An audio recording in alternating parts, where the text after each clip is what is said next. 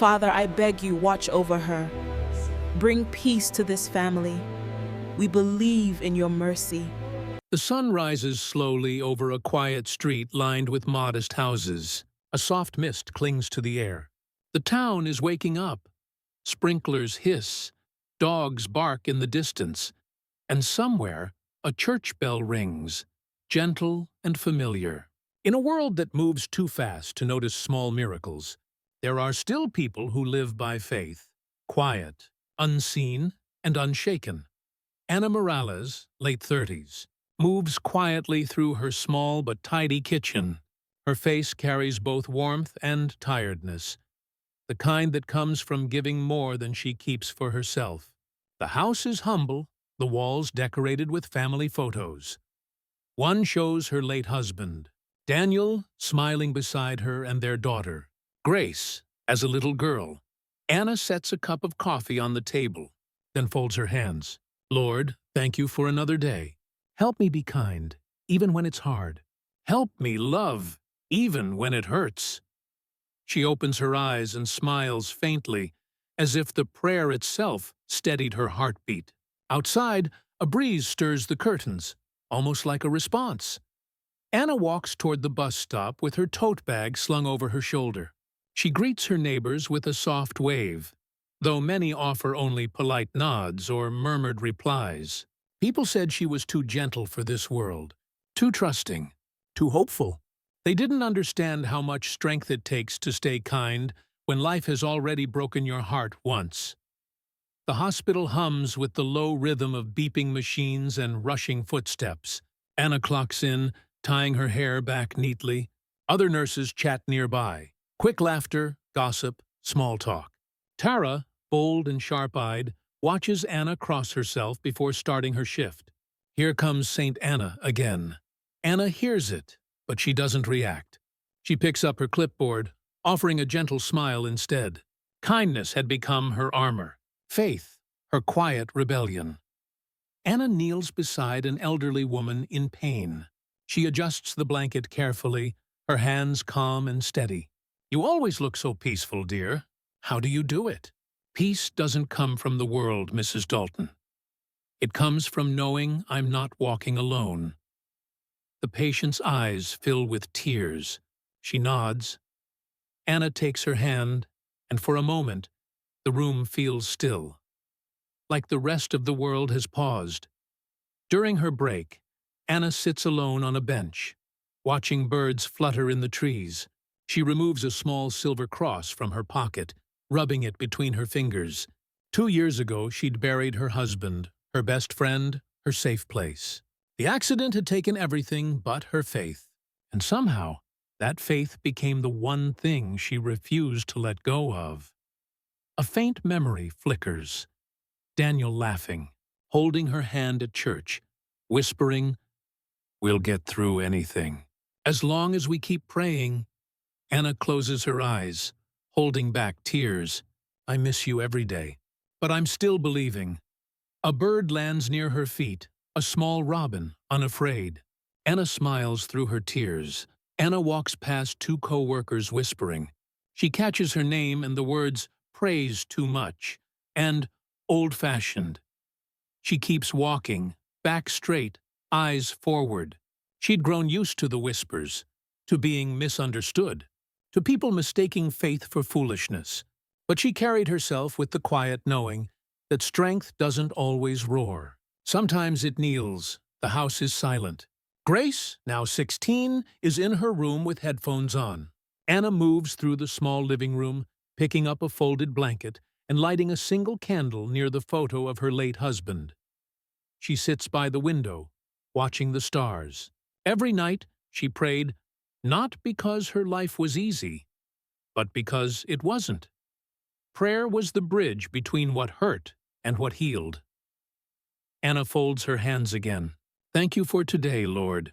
Thank you for every chance to show love when the world forgets how.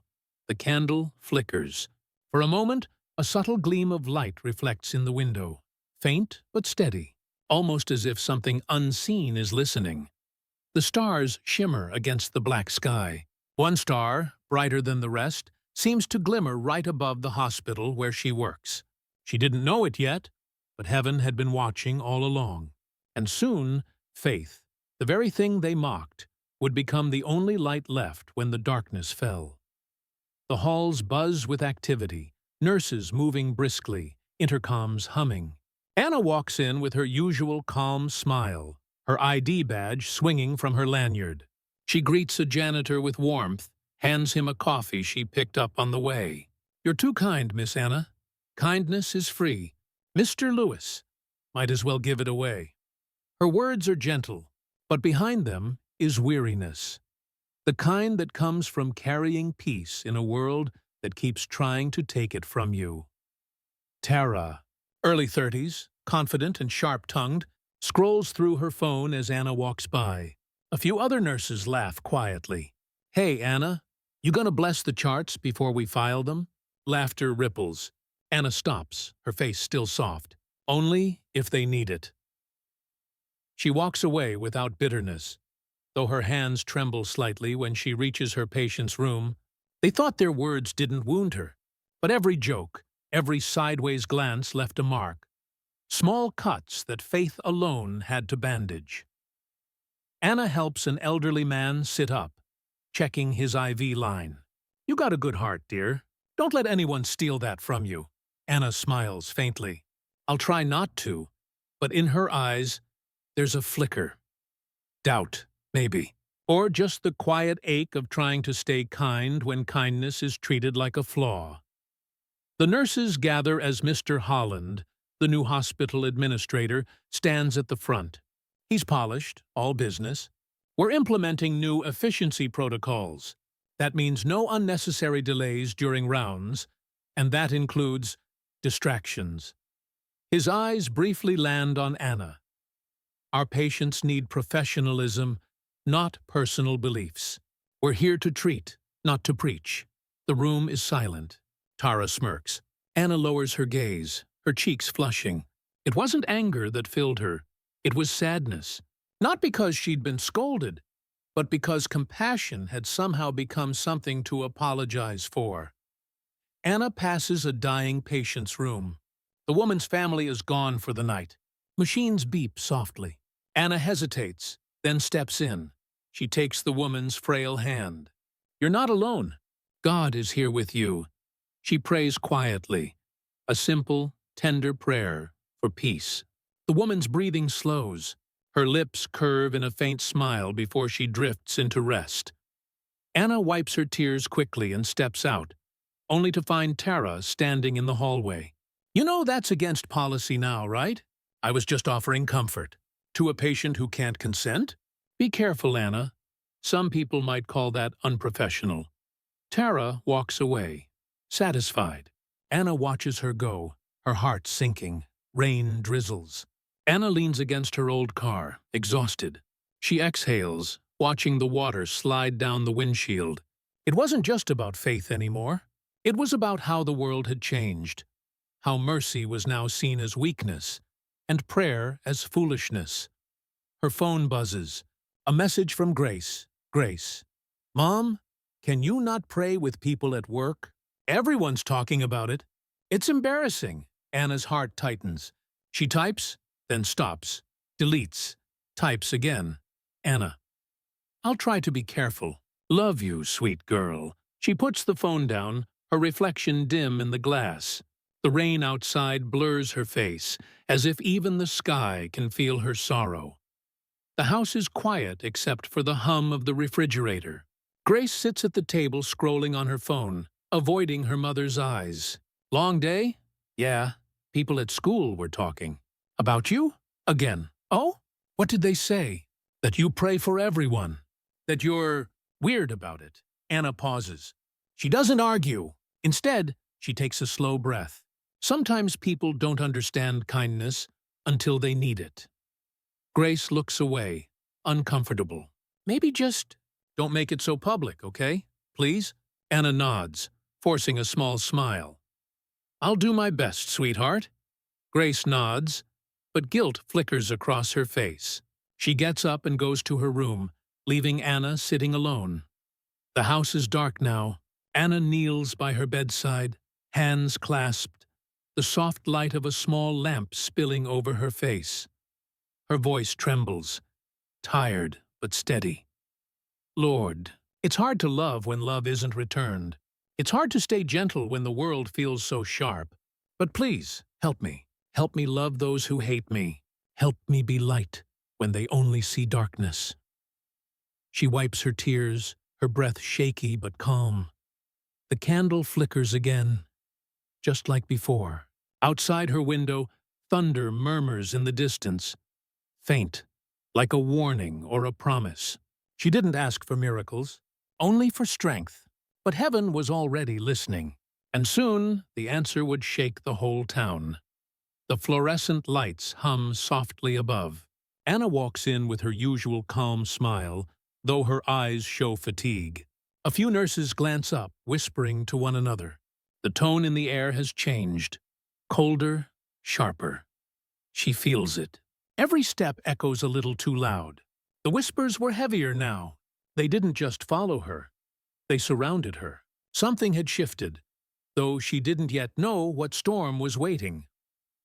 Anna tends to a patient, a frail older man who had been recovering steadily. She adjusts his blanket, checking the monitor. There we go. Try to rest, Mr. Halden. You're doing much better today. He smiles weakly, closing his eyes. Moments later, a nurse rushes in. Panic. Machines beep wildly. He's crashing! Get the crash cart! Anna steps back instinctively as the team floods in. She watches, helpless, her heart pounding. Within minutes, the monitors flatline. Silence. Anna's eyes fill with tears. She whispers a prayer under her breath. Lord, receive him. But behind her, Tara stands frozen, watching. Anna sits in a small waiting area, pale and shaken. Mr. Holland, the administrator, approaches with a grim face. Tara is behind him, arms folded. Anna, I need to speak with you. She stands slowly. We've received a report that you may have been distracted at the time of Mr. Halden's death. That you were, pauses, praying instead of monitoring his vitals. Anna's eyes widen. That's not true. I checked his chart. His vitals were stable. I never left his side. I saw her, sir. Head bowed, eyes closed. She wasn't paying attention. Anna looks at her, stunned. Tara, you know dark clouds gather over the sleepy town. The air is heavy, the wind restless. Leaves swirl in the streets, warning of the storm to come. When heaven begins to stir, the world often trembles first. Anna stands by the window, watching the sky turn gray. Her hands tighten around a cup of tea gone cold. On the table beside her sits a folded newspaper. The headline still visible. Suspended nurse faces review after patient's death. Her phone buzzes with unread messages. Most cruel, some mocking. She doesn't open them. In the corner, her daughter Grace scrolls through her phone, face tense. They're still talking about you, Mom, on social media. Some are saying you think you're some kind of saint. Anna looks over, her voice calm, though her heart aches. I don't want to be anything special, sweetheart. I just want to do what's right. Grace doesn't answer. She looks out the window, where lightning flickers in the distance. Rain starts to fall. The first drops darken the pavement outside the hospital. Inside, alarms and tension rise. The storm has cut power in parts of the town, and patients are arriving faster than staff can handle. The generator hums, lights flicker. Staff rush between rooms, voices tense. We're short on hands. We need everyone we can get. Tara frowns, glancing toward the front door as it swings open. Standing there, soaked from the rain, is Anna. Anna, you're not supposed to be here. You're still suspended. Anna's voice is calm, steady, her eyes filled with quiet determination. I came to help. That's all I've ever wanted. Sometimes faith doesn't ask permission. It simply shows up when it's needed most. Chaos fills the air. Injured people crying out. Machines beeping. Thunder rumbling outside. Anna moves quickly between patients, helping lift, Clean, calm. She's not on the payroll tonight, but she's everywhere, steady and unafraid. She pauses beside a child, about 8 years old, trapped under a fallen ceiling beam from storm damage. Dust and debris cover him. His mother cries nearby, "Please, someone help him, please!" Anna kneels beside the boy, gripping the beam with all her strength. 2 nurses join her. Together, they lift just enough to pull him free. The lights flicker, then go out completely. Screams, panic, darkness. Anna grabs a small flashlight from her pocket, shining it toward the child's face. "You're okay. You're safe now."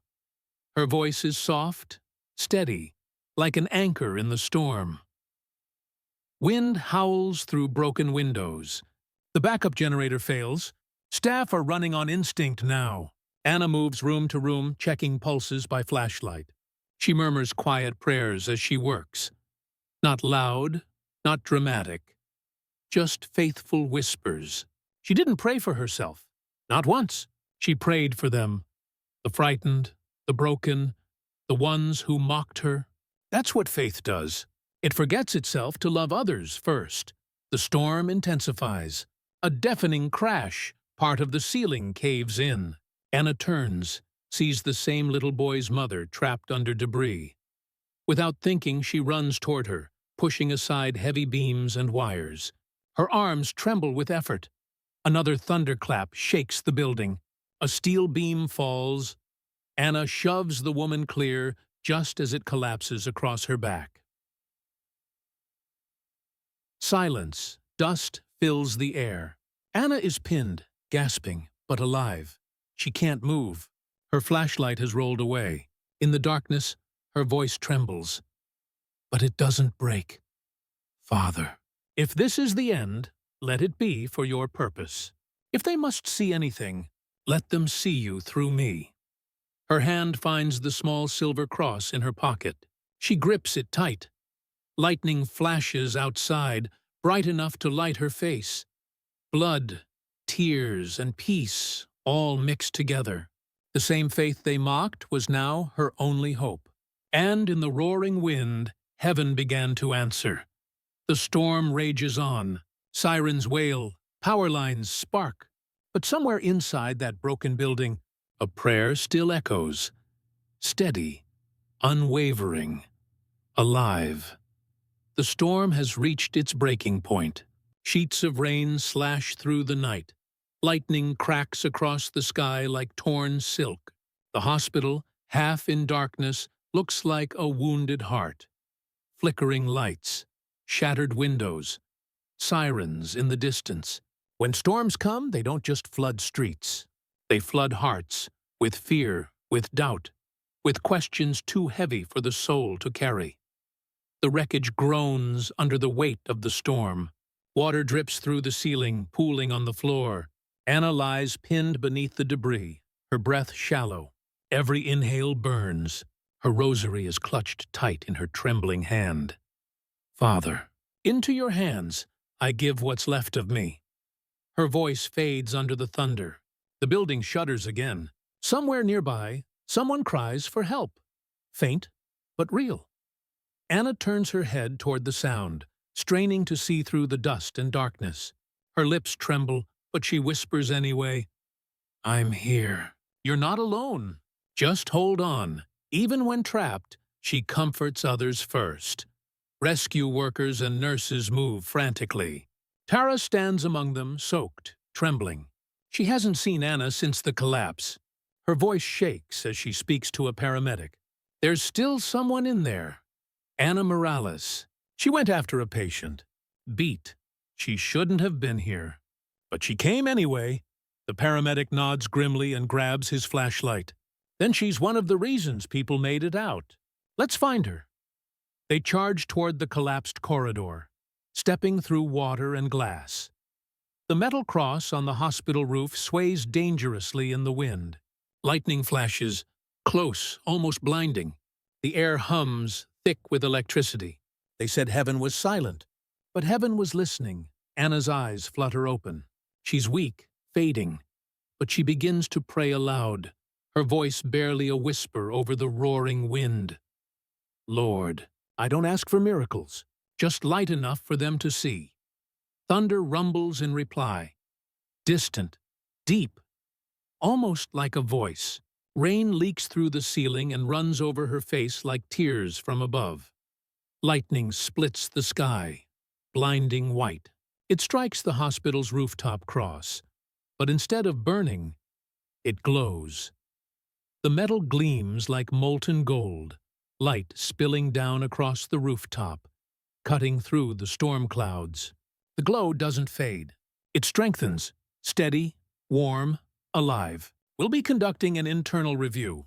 Until then, I'm suspending you with pay. Please gather your things. Her heart drops. The hallway blurs. Nurses stare as she walks past, whispers swelling like a tide. The sky is heavy with gray clouds. Anna stands by her car, hands trembling as she fumbles for her keys. Her reflection in the car window looks hollow, like a ghost of herself. They didn't see the truth, only what they wanted to believe. And faith, once mocked as foolish, had now become a crime. Tears finally fall. She grips the steering wheel and sobs, silent, shaking sobs that come from the very core of her heart. The house feels emptier than ever. Grace sits on the couch, scrolling through her phone. The local news flashes across the TV. Local nurse suspended after patient's death. Reports suggest negligence during prayer. Grace's face pales. Mom? They're talking about you online. Anna sits beside her, her voice barely above a whisper. People will believe what they want. The truth doesn't always shout. Sometimes it just waits. Grace's eyes fill with frustration. But why doesn't God do something? Why doesn't he defend you? Anna looks down, her lip trembling. Maybe he will. Maybe. Just not yet. Grace looks away, angry and confused. She gets up, leaving the room. Anna stays there, motionless, staring at the flickering TV. The doors creak open. The sanctuary is empty, dimly lit by a few flickering candles. Anna walks slowly down the aisle. Her shoes echo against the floor. She kneels before the altar, her shoulders shaking. Lord, I don't understand. Have I made a fool of myself? Did I believe for nothing? Her sobs fill the silence. She presses her hands together, trembling. If you're still with me, please, don't let my heart turn bitter. Give me strength to forgive them. Even now, the candles flicker harder. A gust of wind sweeps through the church. A faint shimmer of light falls across her face through the stained glass. Soft, golden, like a silent promise. Anna looks up, tears streaming, eyes catching that faint glow. For the first time in days, her breathing slows. When the world tore her down, she didn't pray for justice. She prayed for mercy. And that was the moment heaven began to move. Anna bows her head again, whispering one last prayer. Thy will be done.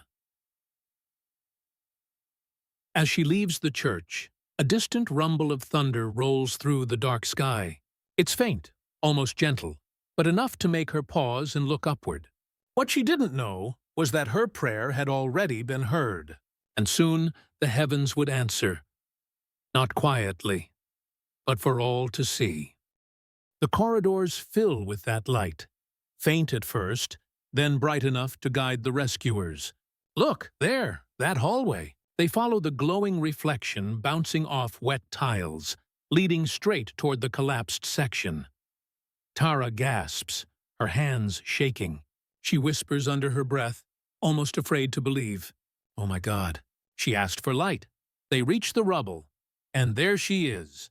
Anna lies trapped, her body covered in dust, her hand still gripping her rosary. The light from above shines directly through a broken window, landing across her chest like a divine spotlight. The rescuers move fast, pulling away debris. Tara kneels beside Anna, tears cutting clean paths through the grime on her face. Anna, can you hear me? We're here! You're going to be okay. Anna's eyes flutter open, barely able to see her. She smiles faintly. You came back. You think I'd let you face heaven alone? Not a chance. The rescuers lift the beam just enough to free her. As they do, a camera crew, broadcasting storm coverage, catches sight of the glowing cross and rushes toward the hospital. Live news cameras pan over the scene. The glowing cross still burns bright in the rain, the light unyielding despite the storm. What you're seeing now is real. The cross atop St. Mary's Hospital was struck by lightning moments ago. But it's not burning. It's glowing, and it seems to be lighting the way for rescue workers inside. The town watches, breath held. In living rooms and shelters, on phones and radios, hearts fall silent. Grace sits curled on the couch at home, eyes wide, tears spilling as she watches the footage.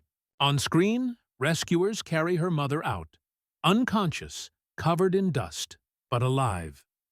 In her limp hand, the rosary catches the light, gleaming like a heartbeat. Mom, oh Mom. She drops to her knees, sobbing uncontrollably. For the first time, she prays, truly prays. Please, God, don't take her. Not yet. Please. As Anna is lifted into the ambulance, the glowing cross begins to fade. Not suddenly, but gently. Like a sunset, the rain softens. The thunder grows distant. They called it coincidence. They called it luck. But those who saw the light felt something else, something sacred. The storm passes, the clouds part, and for the first time in days, the stars appear. The camera lingers on the rooftop cross, scorched at the base, but untouched at the center, its edges faintly shimmering in the morning light. Some storms destroy, others reveal, and on that night, the heavens revealed a faith that would not die. Even in the darkest, the storm has passed. Sunlight spills softly through the window, falling across Anna's still face. Her body is wrapped in white sheets, her skin pale but peaceful. Machines hum quietly beside her. A single rosary rests on her nightstand. The same one from the storm, now cleaned but still glinting faintly in the light. After the storm, there was silence. Not the kind that empties a room, but the kind that heals it. The door opens slowly. Tara steps inside, carrying a small vase of wild flowers, the kind that grow by the roadside, humble and unassuming. Her hands tremble as she sets them down beside the bed. For a long moment, she just stands there, looking at Anna. The memory of the glowing cross burns in her mind. You should have let me help you sooner. You always carried more than anyone knew. Her voice cracks. She sinks into the chair, burying her face in her hands. I mocked you. I said things I can't take back. And still, you saved them. You saved me. Tears spill onto her palms. Just then, the monitor beeps. Slow, steady. Anna stirs. Her eyelids flutter open, eyes hazy from medication, but full of that same calm light. She sees Tara and smiles weakly. You brought flowers. Pauses, smiling faintly. You never liked flowers. Tara laughs through her tears, a broken, guilty laugh. Yeah, well, people change, especially after lightning hits a church roof. Anna studies her, sensing the weight in her eyes. You're forgiven. Before you even asked, Tara covers her face, sobbing harder. Why, after everything? I laughed at you. I told others you were crazy. Because grace isn't earned, Tara. It's given. A long silence follows. Only the steady rhythm of the heart monitor fills the room. Soft, strong, alive. Grace stands outside the room, clutching the doorframe. Her face is streaked with tears, eyes red from sleepless nights. She hesitates before stepping in, afraid that her mother might be too fragile, too far gone. But when she sees Anna awake, she breaks. Her composure crumbles. Mom! Oh, Mom! She wraps her arms around her mother, sobbing into her shoulder. Anna strokes her hair, still weak but full of love. Shh. It's okay. I'm here. I'm right here. Grace pulls back, searching her mother's face. I didn't believe you. I told you to stop praying. I was ashamed of you. Voice trembling. And heaven. Heaven proved me wrong. Anna smiles faintly. No, sweet girl. Heaven didn't prove anyone wrong. It just reminded us who's really in control. Grace takes her mother's hand and kisses it. The rosary sits between them, glinting faintly again, as if reflecting both their hearts. Word spreads quickly. The once empty chapel is full now. Nurses, doctors, townspeople, even those who mocked her faith. Candles line the altar. Someone has placed flowers by the small statue of the Virgin Mary. In the front pew, Anna sits in a wheelchair, blanket over her legs, Grace beside her. Tara stands at the podium. Her voice trembles as she speaks. 2 nights ago, I didn't believe in anything but myself. But I saw something I can't explain. I saw light when there should have been darkness. And I saw faith. Faith that didn't break, even when the world turned against it. She pauses, glancing at Anna. I don't know what to call it. Miracle, mercy, maybe both. But I know this. When Anna prayed for us, heaven listened. Murmurs ripple through the crowd. People wipe their eyes, bow their heads. Anna closes her eyes, overwhelmed. She whispers a quiet prayer of thanks, tears rolling down her cheeks.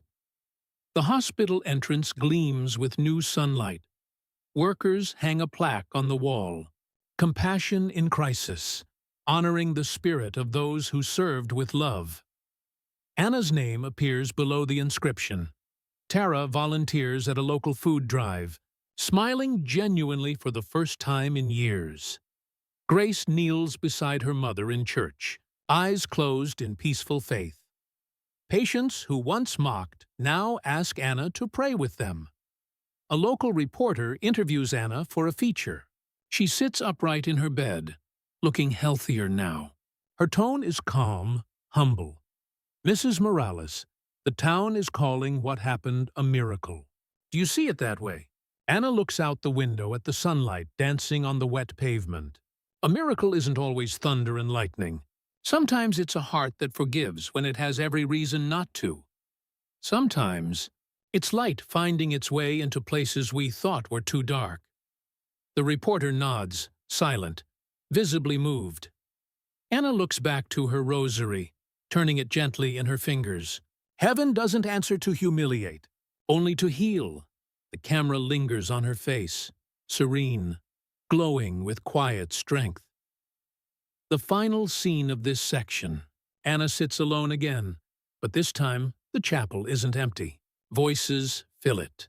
Nurses praying softly. A patient lighting candles, Grace whispering hymns beside her. Sunlight streams through the stained glass, scattering colors across Anna's face. Once she prayed alone in silence. Now the whole town prayed beside her, not out of fear, but gratitude. The same hands that mocked her now joined in prayer, and the same heaven she trusted had made believers of them all. The morning light poured gently into the hospital room, soft and golden, washing over the white sheets and the quiet hum of the machines. Anna lay still, her face pale but peaceful, a calmness resting upon her like a whisper. Beside her, on the nightstand, sat her rosary, the same one she had clutched through the storm, now clean, faintly gleaming where the sun touched it. After the storm, there was silence. Not the kind that empties a room, but the kind that heals it. The halls outside were calm now, the chaos replaced by murmured prayers and the sound of footsteps softer than usual, as if even the building itself understood what had happened. The door opened with a creak. Tara stepped inside, holding a small vase of wildflowers she'd picked herself. Her hands shook as she set it by the window. For a long moment she couldn't speak. She simply stood there, staring at the woman who had changed everything. Her voice came out as a whisper, fragile and full of regret. "You should have let me help you sooner," she said. You always carried more than anyone knew. Tears filled her eyes as she sat down beside the bed. I mocked you, Anna. I laughed at you, made others laugh too. You didn't deserve any of it. She pressed her hand to her mouth, her shoulders trembling. And still, you saved them. You saved me. The monitor beeped softly. Steady. Alive. Anna's eyes fluttered open. Her gaze drifted toward Tara. Hazy at first, then steady, filled with that same gentle light she'd always carried. You brought flowers, she whispered, voice barely there. You never liked flowers, Tara laughed through her tears. Yeah, well, people change, especially after lightning hits a church roof. Anna's faint smile deepened. You're forgiven, she murmured. Tara's tears fell faster. Why, after everything I said? Because grace isn't earned, Anna said softly. It's given. The words hung in the air like a prayer, wrapping the room in warmth. Outside the door, Grace stood frozen, clutching the frame. Her face was pale, her eyes red from crying. She hesitated, then rushed in, dropping to her knees beside the bed. Mom! She cried, her voice breaking. Oh, Mom! Anna reached out, brushing a strand of hair from her daughter's face. I'm here, she whispered. I'm right here, Grace sobbed into her shoulder. I didn't believe you, she said through tears. I was ashamed of your faith. And heaven showed me how wrong I was. Anna shook her head gently. No, sweetheart. Heaven didn't prove anyone wrong. It just reminded us that love still wins. Grace clung to her, pressing the rosary between their hands. For the first time, they both prayed together. No fear, no shame, just gratitude. That evening, the hospital chapel overflowed. The same people who once mocked her now sat in silence, their heads bowed. Nurses, doctors, neighbors, even the new administrator filled the pews. Candles glowed like tiny stars. Tara stood at the front, her voice trembling as she spoke. 2 nights ago, I didn't believe in anything, she said. But I saw something I can't explain. Light where there should have been darkness. A woman who never stopped praying, even for people like me. Her voice cracked, and she looked toward Anna, sitting in her wheelchair near the front. I don't know what to call it. Miracle? Mercy? Maybe both. But I know heaven was listening. The chapel was silent for a long moment. Then someone began to pray aloud. Another followed, and soon voices filled the room. Anna closed her eyes and let the tears fall. Days passed. The hospital repaired its walls, but something deeper had changed. A new plaque appeared in the lobby. Compassion in Crisis, in honor of those who served with love. Anna's name rested near the bottom, small and simple, just as she would have wanted. Tara began volunteering at a food drive, her laughter genuine now. Grace started going to church again, sitting beside her mother each Sunday. Patients who once scoffed now asked Anna to pray for them before surgery. When a local reporter visited, asking about the miracle, Anna smiled softly, her voice steady but humble. A miracle isn't always thunder and lightning, she said. Sometimes it's a heart that forgives when it has every reason not to. Sometimes it's light finding its way into places we thought were too dark. Before the reporter left, she added one final thought. Heaven doesn't answer to humiliate, she said, only to heal. That evening, Anna returned to the chapel. It wasn't empty anymore.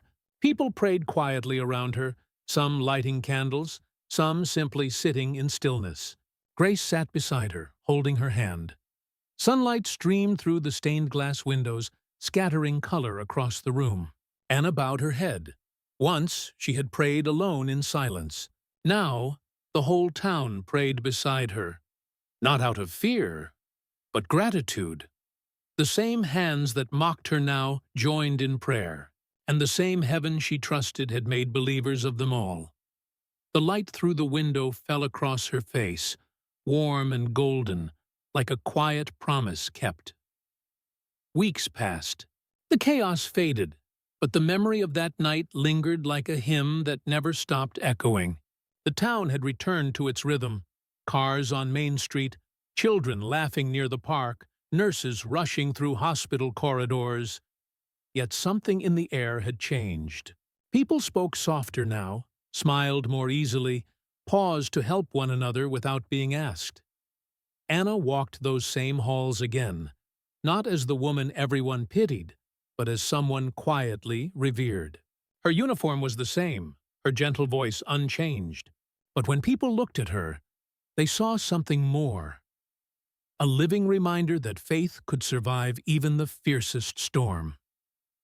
In the hospital lobby, sunlight spilled across a new plaque mounted on the wall. Its polished surface caught every reflection. Patients, nurses, even the janitor stopping to read it. The engraving was simple. Compassion in crisis, honoring those who served with love. Beneath the words, a small list of names. Ana Morales was one of them. When she first saw it, she smiled shyly and whispered, "I'm just a nurse's aide." Tara, standing beside her, answered softly, "Not anymore.